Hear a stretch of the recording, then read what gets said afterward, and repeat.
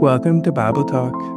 I'm your host, Sonny G, and today we'll be reading Genesis chapter 21.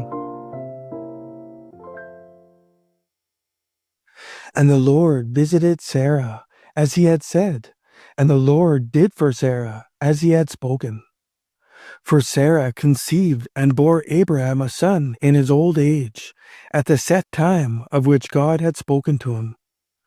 And Abraham called the name of his son, who was born to him, whom Sarah bore to him, Isaac. Then Abraham circumcised his son Isaac when he was 8 days old, as God had commanded him. Now Abraham was 100 years old when his son Isaac was born to him. And Sarah said, God has made me laugh, and all who hear will laugh with me. She also said, who would have said to Abraham that Sarah would nurse children? For I have borne him a son in his old age. So the child grew and was weaned, and Abraham made a great feast on the same day that Isaac was weaned. And Sarah saw the son of Hagar, the Egyptian, whom she had borne to Abraham, scoffing. Therefore she said to Abraham, cast out this bondwoman and her son, for the son of this bondwoman shall not be heir with my son, namely with Isaac.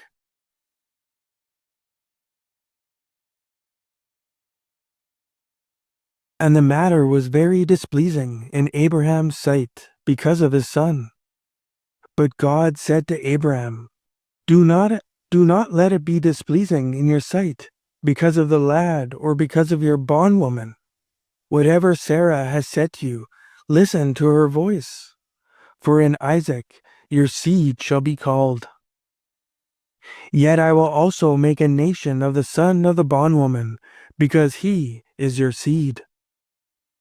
So Abraham rose early in the morning, and took bread and a skin of water, and putting it on her shoulder, he gave it and the boy to Hagar, and sent her away. Then she departed and wandered in the wilderness of Beersheba. And the water in the skin was used up, and she placed the boy under one of the shrubs. Then she went and sat down across from him at a distance of about a bowshot. For she said to herself, let me not see the death of the boy. So she sat opposite of him and lifted her voice and wept. And God heard the voice of the lad. Then the angel of God called to Hagar out of heaven and said to her, what ails you, Hagar? Fear not, for God has heard the voice of the lad where he is. Arise, lift up the lad, and hold him with your hand, for I will make him a great nation. Then God opened up her eyes, and she saw a well of water. And she went and filled the skin with water, and gave the lad a drink. So God was with the lad, and he grew and dwelt in the wilderness, and became an archer. He dwelt in the wilderness of Paran, and his mother took a wife for him from the land of Egypt. And it came to pass at that time that Abimelech and Phicol, the commander of his army, spoke to Abraham, saying, God is with you in all that you do. Now therefore, swear to me by God that you will not deal falsely with me, with my offspring, or with my posterity, but that according to the kindness that I have done to you, you will do to me and to the land in which you have dwelt. And Abraham said, I will swear. Then Abraham rebuked Abimelech because of a well of water which Abimelech's servants had seized. And Abimelech said, I do not know who has done this thing.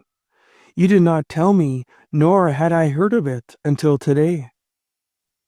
So Abraham took sheep and oxen and gave them to Abimelech, and the two of them made a covenant. And Abraham set 7 ewe lambs of the flock by themselves.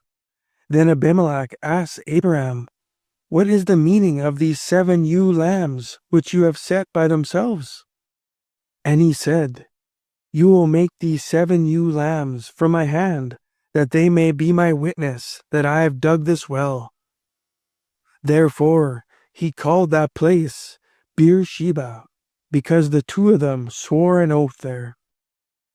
Thus they made a covenant at Beersheba.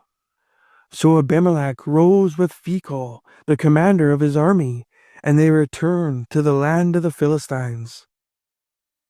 Then Abraham planted a tamarisk tree in Beersheba, and there called on the name of the Lord, the everlasting God. And Abraham stayed in the land of the Philistines many days. Thanks for tuning in. Join me next time as we'll be reading Matthew chapter 21.